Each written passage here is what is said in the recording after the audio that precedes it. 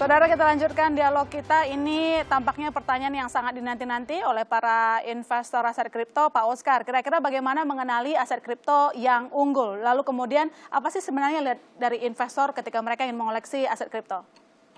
Ya, salah satu cara untuk mengenali aset kripto yang unggul itu melalui market cap-nya. Jadi kita bisa melihat nilai kapitalisasi daripada kripto tersebut. Karena semakin besar kapitalisasinya, itu artinya semakin besar perdagangan kripto itu. Ya.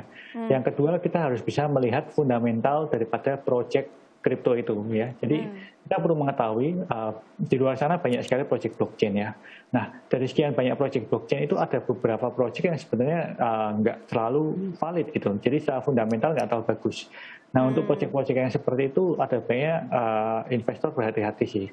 Biarpun nilainya mungkin bergerak sangat bagus, tapi bukan berarti secara jangka panjang akan memiliki prospek. Kita bisa melihat dari sejarah Indodax berdiri tahun 2013 hingga sekarang, kita itu sempat melakukan delisting beberapa project yang ternyata secara fundamental nggak bagus dan sehingga pada akhirnya berakibat trader yang mendukung project itu akhirnya nggak baik juga gitu. Jadi fundamental project itu sangat penting untuk dilihat. Berarti tidak disarankan untuk mengoleksi aset kripto meski kita tahu harganya tinggi tapi projectnya itu nggak jelas ya?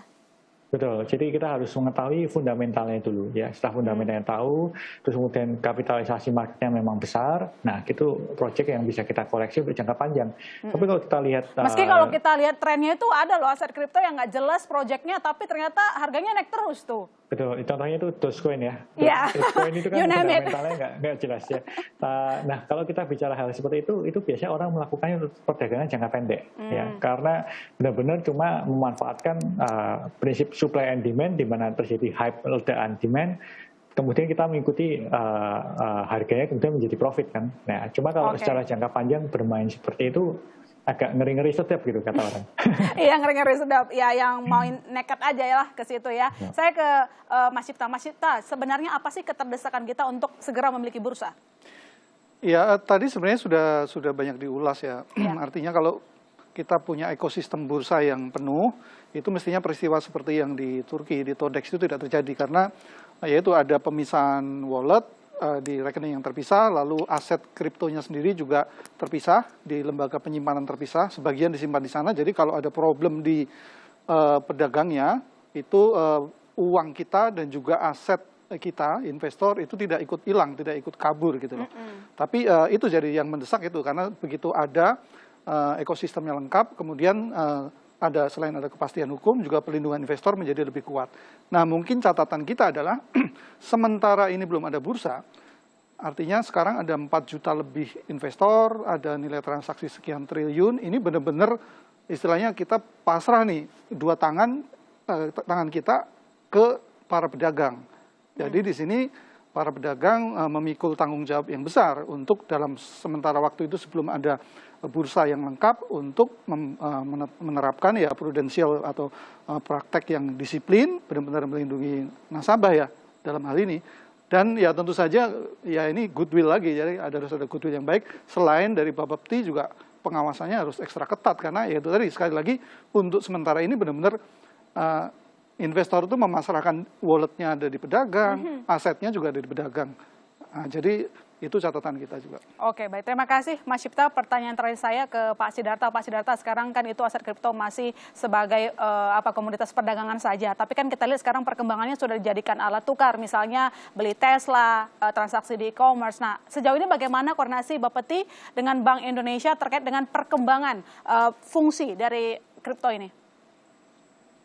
Ya, memang dari awal kami selalu berkoordinasi ya dengan Bank Indonesia dan juga Otoritas Jasa Keuangan, dan juga bahkan pada tahun 2018 ya memang ada kesepakatan ya dalam rapat koordinasi tingkat menteri yang dipimpin oleh Menko bidang perekonomian yang menyatakan pada dasarnya bahwa pengaturan mengenai perdagangan aset kripto ini itu akan dilaksanakan oleh Bapepti ya, Kementerian Perdagangan.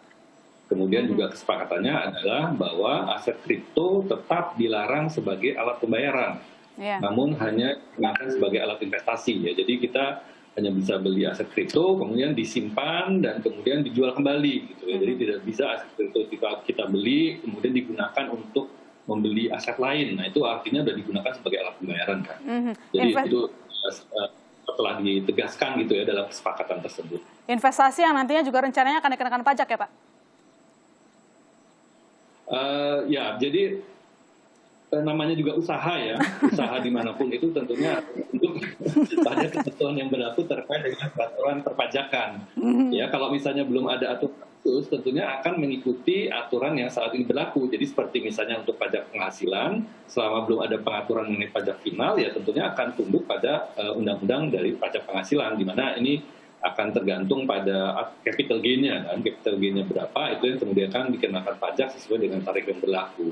Namun tentunya terbuka kemungkinan juga seperti halnya misalnya transaksi di pasar modal di mana dikenakan pajak final, ini bisa juga dikenakan untuk transaksi aset kripto. Tapi saat ini memang itu belum dilaksanakan. Ya kedepannya tentunya kami akan terus berkoordinasi dengan Kementerian Keuangan ya untuk kemudian menjajaki kemungkinan tadi alternatif yang saya Oke, baik. Terima kasih Pak Sidarta telah bergabung di Business Talk. Pak Oscar, Mas Cipta, masih banyak yang ingin didiskusikan tapi durasinya kurang.